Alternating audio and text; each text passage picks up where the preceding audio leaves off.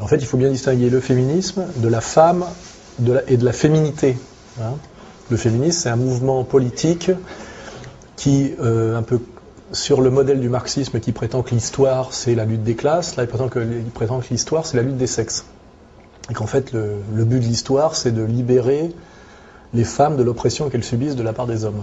Donc c'est une vision du monde que j'appelle moi un communautarisme victimaire, c'est-à-dire effectivement il y a un côté monodéterministe, c'est-à-dire les femmes sont aliénées par les hommes et il faut qu'elles se libèrent de l'oppression masculine. C'est la première définition sérieuse du féminisme. On manipule les revendications féministes qui sont souvent légitimes, enfin de libération des femmes, pour en réalité les mettre au service de la société marchande et de la société du salariat, ce qui est la même chose. Parce que de toute façon, pour acheter, il faut un salaire. C'est-à-dire, en fait, on s'est servi des revendications féministes d'émancipation pour mettre les femmes au travail salarié, pour en faire des travailleuses salariées et des consommatrices. Hein, c'était en 2 temps.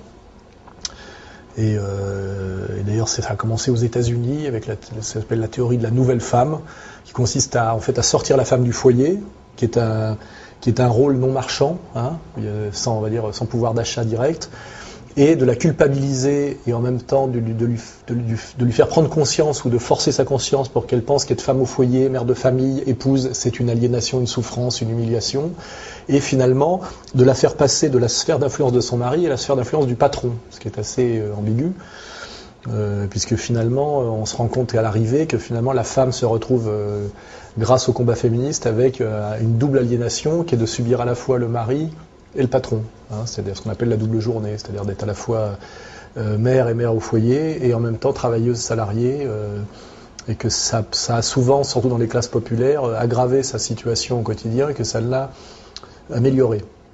Voilà, ce qui amène d'ailleurs à un autre constat, c'est-à-dire que finalement le féminisme ne transcende pas les rapports de classe, parce qu'en réalité l'intérêt de l'émancipation féministe a souvent été l'intérêt des bourgeoises, des femmes de la bourgeoisie, et elles l'ont rarement identifié comme telle. En réalité, les 3/4 des combattantes féministes sont des bourgeoises, qui en fait effectivement essayent de s'émanciper de leur rôle de femme au foyer, ou de femme entretenue, ou de mère de famille, pour aller vers la société civile qui est pour elle un plus, parce que ça consiste à avoir des métiers intéressants. On le voit, ça peut être avocate, chercheuse, libraire, etc. Alors que chez les femmes des classes populaires, c'est non seulement s'occuper de la maison, des enfants et du ménage, mais en plus se retrouver ouvrière à la chaîne. Et ce qui est assez intéressant, c'est que du côté des classes populaires, en fait, l'émancipation des femmes passe plutôt par échapper à l'impératif de production et au salariat, pour pouvoir limite devenir femme entretenue, femme au foyer, ce qui est un luxe et une aspiration pour les femmes des couches populaires, ça a échappé à l'impératif de production du travail, alors que dans la bourgeoisie, c'est échapper à l'ennui de la maîtresse de maison de la bourgeoisie pour accéder à une vie sociale plus intéressante dans des métiers intéressants. Ce qui veut dire qu'il y a une opposition en termes de classe entre ce à quoi aspire la bourgeoise en termes d'émancipation et ce à quoi aspire la femme des couches populaires. Et le féminisme a rarement identifié cette contradiction. Et il est assez facile de voir que la plupart des leaders féministes sont en général des femmes de la bourgeoisie. C'est-à-dire ça correspond à la sensibilité de la bourgeoise de gauche. Donc ça, c'est le travail que j'ai fait, qui à mon avis n'est pas contestable et pas critiquable, mais qui a été beaucoup critiqué d'ailleurs en termes de procès d'intention, machisme, mépris des femmes, etc. C'est possible pour une femme de travailler dans la société du salariat si quelqu'un s'occupe de ses enfants en bas âge, par exemple, ce qui veut dire que souvent, ce qu'on oublie, c'est que derrière la femme émancipée et féministe, il y a une autre femme qui a une double aliénation, elle, qui est la femme de ménage, par exemple, ou la babysitter, qui, elle, s'occupe et des enfants de la bourgeoise émancipée et de ses propres enfants. Donc c'est qu'en fait, l'émancipation des femmes se fait souvent de façon non dite sur le dos d'autres femmes qui, elles, subissent une double aliénation. Parce que le problème d'à la fois d'accoucher d'enfants, d'élever des petits-enfants et de travailler, c'est que ça multiplie le temps de travail et que les journées ne sont pas extensibles et qu'il n'y a pas d'ubiquité chez les femmes, pas plus que chez les hommes. Donc, à un moment donné, comment fait-on ? Qu'est-ce qu'on fait de ces enfants en bas âge quand on est obligé de travailler 8 heures par jour ? C'est la question qui est posée. Alors, il y a des femmes qui ont les moyens de payer une babysitter pour aller travailler, ce qui veut dire qu'il faut que leur salaire soit plus élevé que ce que coûte la babysitter. Mais pour les femmes des couches populaires, une femme qui s'occuperait de leurs enfants pendant qu'elle travaille leur coûterait plus cher que ce qu'elle travaille en tant que salariée. Donc ce n'est pas un choix libre, c'est une question déjà de position de classe. Et ça réduit souvent à la fin notamment dans les classes populaires, à la double journée. Parce qu'en réalité, aujourd'hui, le droit au travail est une escroquerie, c'est l'obligation de travailler. C'est-à-dire que pratiquement plus aucun couple aujourd'hui ne peut vivre sur un seul salaire. Et dans les couches populaires, ce qui prouve d'ailleurs qu'il y a une régression sociale, il faut dans les familles d'ouvriers ou de petits cols blancs, 2 salaires pour faire vivre une famille, un foyer. Il faut 2 salaires. C'est-à-dire qu'une femme arrête de travailler aujourd'hui, c'est un luxe dans les classes populaires. En réalité, elle est obligée de travailler. Donc les féministes nous présentent comme un acquis de haute lutte le fait d'avoir le droit de travailler, et dans le travail salarié, alors qu'en réalité c'est une obligation. Un, c'est une obligation, et 2, c'est ce que désire le système marchand, car en fait, le système marchand qui veut étendre le marché toujours plus a intérêt à étendre le salariat et le pouvoir d'achat, la capacité de consommer.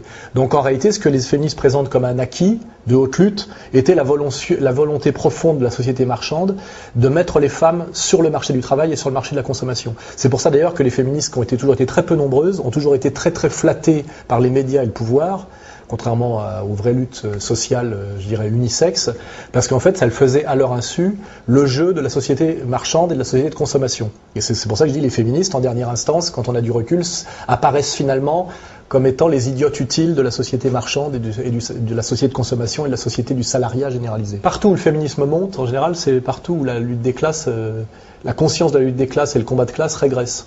Et c'est là où le féminisme est assez ambigu, c'est que plus la société se boboise, et plus elle se libéralise, et plus elle devient bourgeoise, et plus les écarts notamment de richesse s'aggravent, plus les féministes sont présentes, et plus on leur donne le pouvoir.